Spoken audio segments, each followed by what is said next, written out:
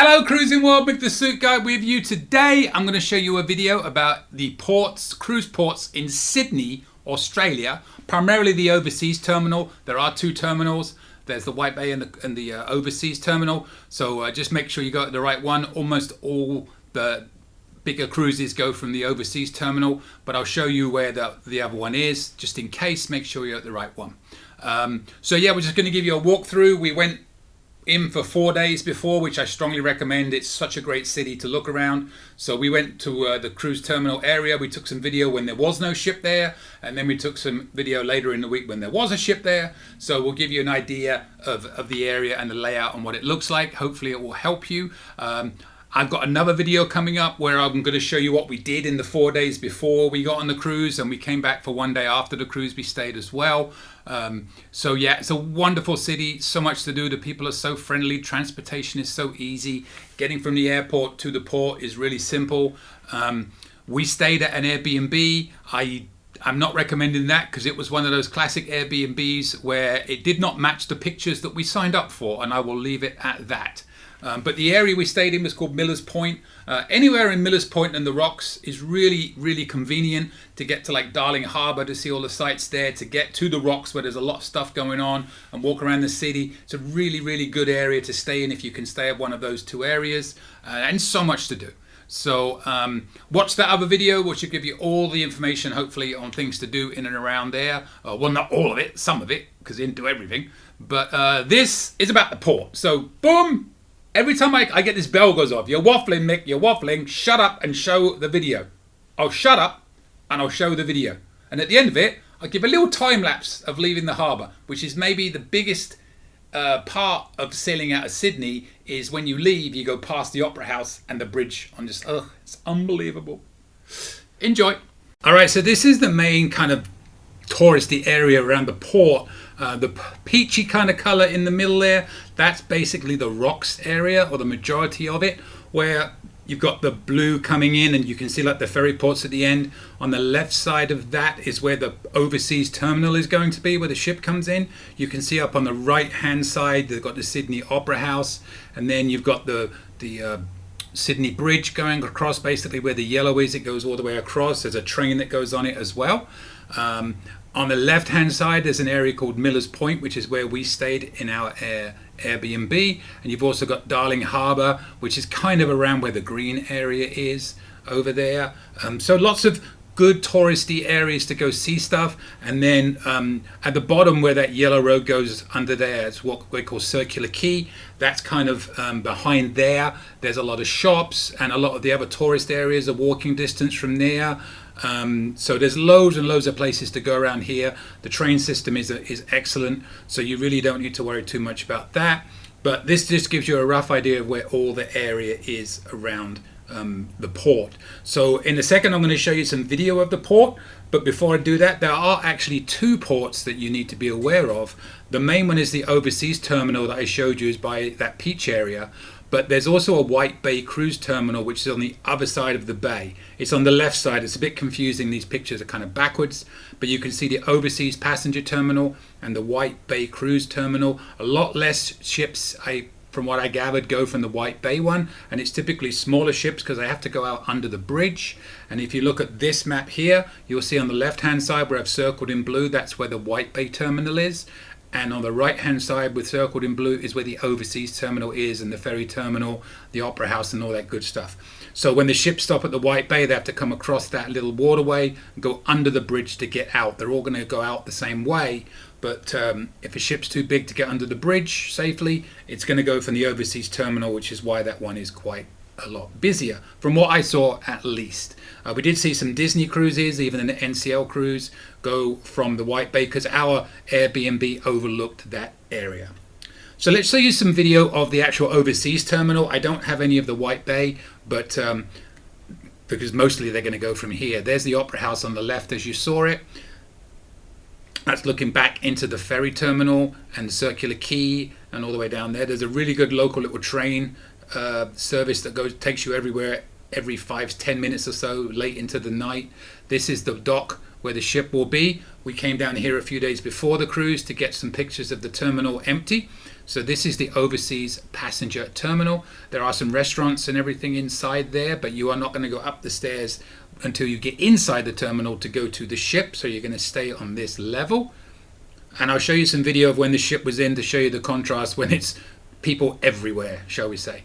So very easy to get around, very easy to find. Like I said, it's right by the rocks. If you're lucky enough to find one, stay in a hotel in the rocks. You can walk to the ship and they're not overly expensive. We stayed in a Rendezvous hotel after the cruise for one night. There's the baggage drop there where the white kind of doors, sliding door area is. And this is the main entrance to the passenger terminal.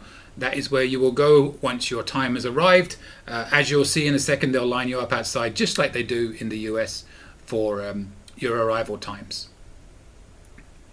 So we're going to take one more look from the opposite end. Again, this is before the cruise came in, but this is how you would leave. There's the Sydney Bridge, there's the Opera House. Not a bad view to walk out or leave the port to, is it? And there's the port from the other end of the terminal, and in the far distance at the back there you've got that ferry terminal. The ferries go crazy, they go so fast. And there's the Sydney Bridge again. If you're brave enough, you can do the bridge walk.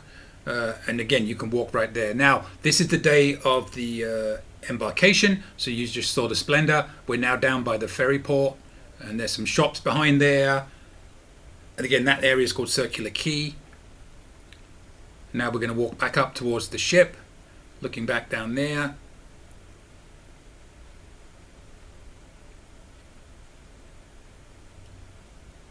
And you'll see the people starting to gather, especially up around the ship. I will tell you, when you get off the ship, if you're looking to get a taxi or a ride share or something, be prepared. They're very strict on how they let people in and out, and it's not easy. So be patient. Maybe not as bad as we found it at Galveston the other month, but that was a joke.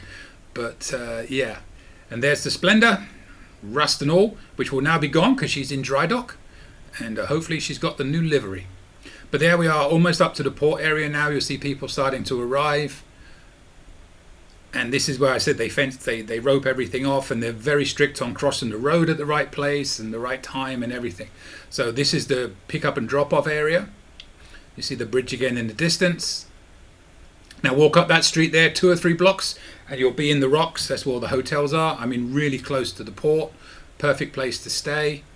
And now here we are closer to the ship again. You notice it's facing forwards. What they tend to do when they leave is back up, turn around and go out forwards. So if you have a balcony or a cabin kind of like that and you want to see the Opera House on the way out, get a starboard one, not a port one. Looking back at the terminal, here we are ready to get on. There's Tim, there's Julie. We're ready to board. So I'm just going to show you where you drop your bags off and everything, and then I'm going to show you a quick time lapse of us leaving the port to end this little port visit. Hopefully it was helpful, but there you can see everybody lining up in their appropriate lines. Plenty of people there to help you, and you go up here and drop your bags on the right hand side and then join your line. There aren't porters per se that are waiting for you. You have to walk your bags up there and then go join your line. I mean, there are porters, but they're at the front there. They're not typically like they are. So that's a quick view of the port in Sydney, and now I'm going to show you the time lapse I promised you.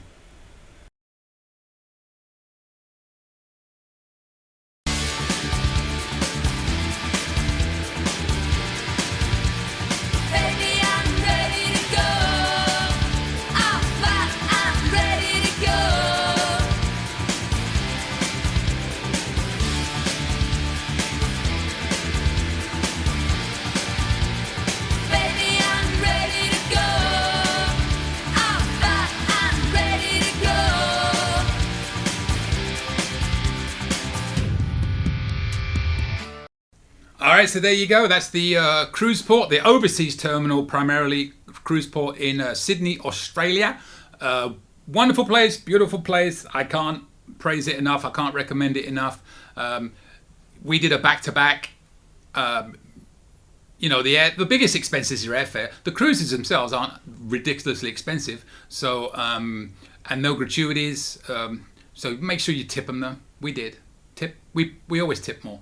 Anyways, there's another story for another day. That's your choice. You do what you want to do. We did.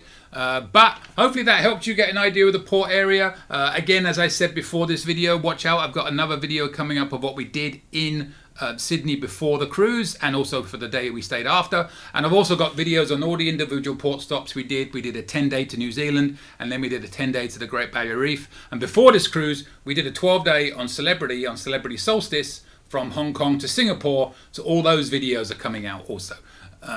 As you see this, last week I put out a video on Tauranga. So we went to Hobbiton. So if you do a search, you'll find that one. And over the next few weeks, all the different ports from Vietnam, Thailand, Australia, New Zealand, Singapore, Hong Kong, they'll all be coming out.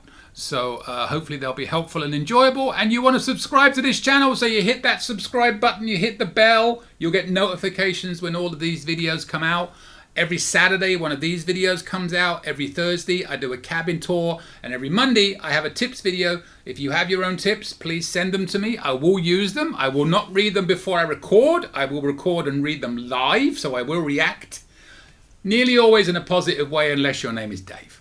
So it's like a Jimmy Kimmel and Matt Damon kind of thing. You know, it's what it is. So anyway, please, and if you have any questions, my email is coming up, and that's where you can send the tips to as well. And with that, I will see you later, Cruising World. Any questions? Email me anytime. cruisingsuitguy@gmail.com. I promise I'll reply as soon as possible. Want to book a cruise or any type of travel? We are travel agents. Check out our site, elitetravelconnection.com, or email me, mick@elitetravelconnection.com. We are here for you. Finally, subscribe, please. Pretty please. You know you want to. Go on. I won't beg you. Okay, I'm begging. Please. Subscribe. Thank you.